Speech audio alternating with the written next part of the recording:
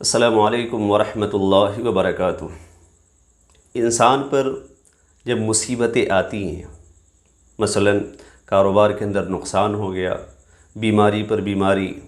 کبھی گھر کی طرف سے، کبھی اولاد کی طرف سے، کبھی بیوی کی طرف سے، یعنی زندگی جو ہے مصیبتوں کے اندر گھری ہوئی ہے۔ تو انسان کے اوپر جب مصیبت آتی ہے تو انسان پریشان ہو جاتا ہے،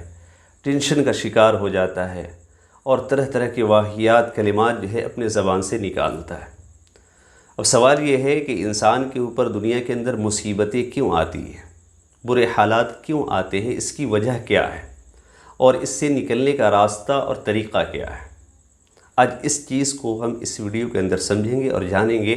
کہ ہمارے اوپر جو مصیبتیں آ رہی ہیں کس بنیاد پر، اور اس مصیبت سے نکلنے کا راستہ کیا ہے۔ دنیا کے اندر جو انسان کے اوپر جو مصیبتیں آتی ہیں دو طریقے سے آتی ہیں۔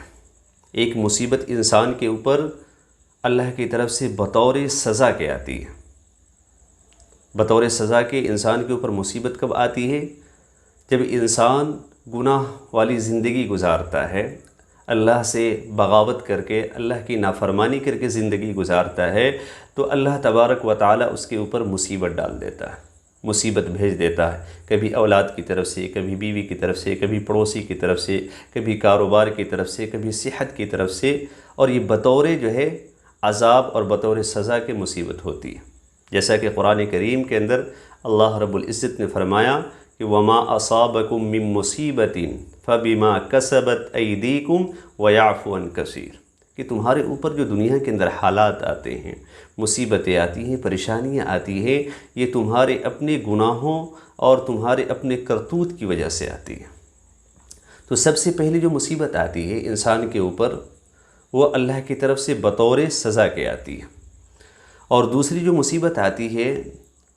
اللہ کی طرف سے وہ بطور آزمائش کے اور بطور امتحان کے،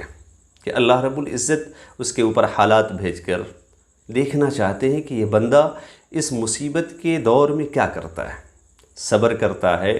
یا شکوے اور شکایتیں کرتا ہے۔ جیسا کہ قرآن کریم کے اندر اللہ رب العزت نے ارشاد فرمایا کہ وَلَنَبْلُوَنَّكُمْ بِشَيْءٍ مِّنَ الْخَوْفِ وَالْجُوعِ وَنَقْصٍ مِّنَ الْأَمْوَالِ وَالْأَنفُسِ وَالثَّمَرَاتِ، کہ اللہ تبارک و تعالی ہر طرح سے تمہیں آزمائے گا، کبھی مصیبت بھیج کر، کبھی تمہارے عزیز کو چھین کر تم سے، کبھی تمہارے مالوں کے اندر کمی کر کے، کبھی تمہارے صحت کے اندر کمی کر کے، گراوٹ کر کے، ہر طریقے سے اللہ جو ہے تمہیں آزمائے گا۔ وَبَشِّرِ الصَّابِرِينَ، اور صبر کرنے والوں کے لیے خوشخبری ہے۔ تو کبھی حالات بطور آزمائش کے اور امتحان کے آتے ہیں، اگر انسان اس امتحان اور آزمائش میں کامیاب ہو گیا تو اس کے بعد اللہ کی رحمتیں اور نعمتیں اس کے اوپر آتی ہیں۔ اب سوال یہ ہے کہ ہمیں کیسے پتہ چلے کہ ہمارے اوپر جو مصیبتیں آ رہی ہیں، ہمارے اوپر جو حالات آ رہے ہیں، یہ بطور سزا کے ہیں یا بطور امتحان کے ہیں؟ تو بہت ہی آسان طریقہ ہے پتہ کرنے کا کہ ہمارے اوپر جو حالات آ رہے ہیں یہ بطور سزا کے یا بطور مصیبت کے۔ حضرات علماء کرام نے لکھا ہے کہ اگر انسان کے اوپر مصیبت آئے، پریشانی آئے، اور اس مصیبت اور اس پریشانی کے عالم میں بھی انسان جو ہے اللہ کی طرف متوجہ زیادہ ہونے لگے، انسان کو عبادت کی توفیق مل جائے، سجدے کی توفیق مل جائے، قرآن کریم کی تلاوت کی توفیق مل جائے، اللہ کے ذکر کرنے کی توفیق مل جائے، دعا مانگنے کی توفیق مل جائے، تو یہ سمجھو کہ یہ حالات جو ہے یہ بطور آزمائش کے ہیں، بطور امتحان کے ہیں۔ اس کے بعد اللہ آپ کے ساتھ کوئی خیر کا معاملہ کرنا چاہتا ہے۔ اور اگر ایسا نہیں ہے، اگر مصیبت آتی ہے، پریشانی آتی ہے، اور انسان جو ہے مصیبت میں اور پریشانی میں گھبرا کر نماز بھی ترک کر دیا، قرآن کریم کی تلاوت بھی چھوڑ دیا، جیسے کہ ہمارے ساتھ ہوتا ہے کہ ہمارے اوپر جب بھی مصیبت آتی ہے تو سب سے پہلی کوئی چیز اگر چھوٹتی ہے تو وہ جو ہے نماز چھوٹتی ہے،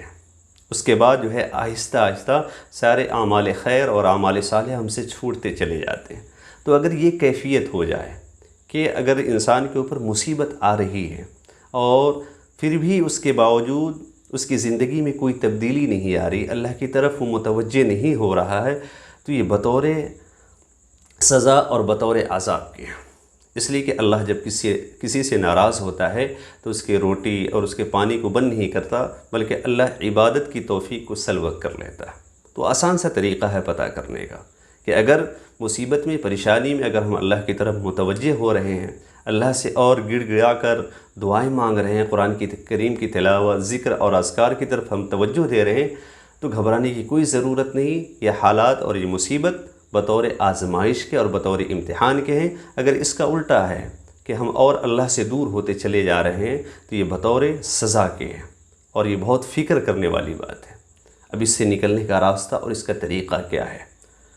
دیکھو، اس مصیبت سے چھٹکارا پانے کا سب سے پہلا نسخہ یہ ہے کہ ہم اپنے گناہوں سے توبہ کریں، اللہ کی طرف متوجہ ہوں۔ اللہ نے قرآن میں فرمایا کہ تم مجھ سے توبہ کرو، استغفار کرو، اس کا نتیجہ کیا ہوگا؟ یمددکم باموال و بنین، کہ اللہ مال کے ذریعے، اولاد کے ذریعے ہر طریقے سے جو ہے تمہاری مدد کرے گا۔ دوسری جگہ اللہ نے فرمایا کہ وَلَوْ أَنَّ أَهْلَ الْقُرَىٰ آمَنُوا وَاتَّقَوْا لَفَتَحْنَا عَلَيْهِمْ بَرَكَاتٍ مِّنَ السَّمَاءِ وَالْأَرْضِ، کہ اگر تم تقوی والی زندگی گزارو گے تو اللہ آسمان اور زمین سے جو ہے تمہارے لیے رحمت اور برکت کے دروازے کھول دے گا۔ تو سب سے پہلا راستہ یہ ہے، طریقہ یہ ہے کہ ہم اپنے گناہوں سے توبہ کریں، استغفار کریں اور تقوی والی زندگی گزاریں۔ دوسرا طریقہ یہ ہے کہ ہمارے اوپر جب حالات آئیں، مصیبت آئے، اگر بزنس میں لاس ہو گیا ہے تو ہم اس کے اوپر جو ہے اس کے اسباب کو تلاش کرنے کی کوشش کریں کہ آخر بزنس کے اندر جو ہے گراوٹ اور نقصان کیوں ہوا، اس کے سبب کیا ہیں۔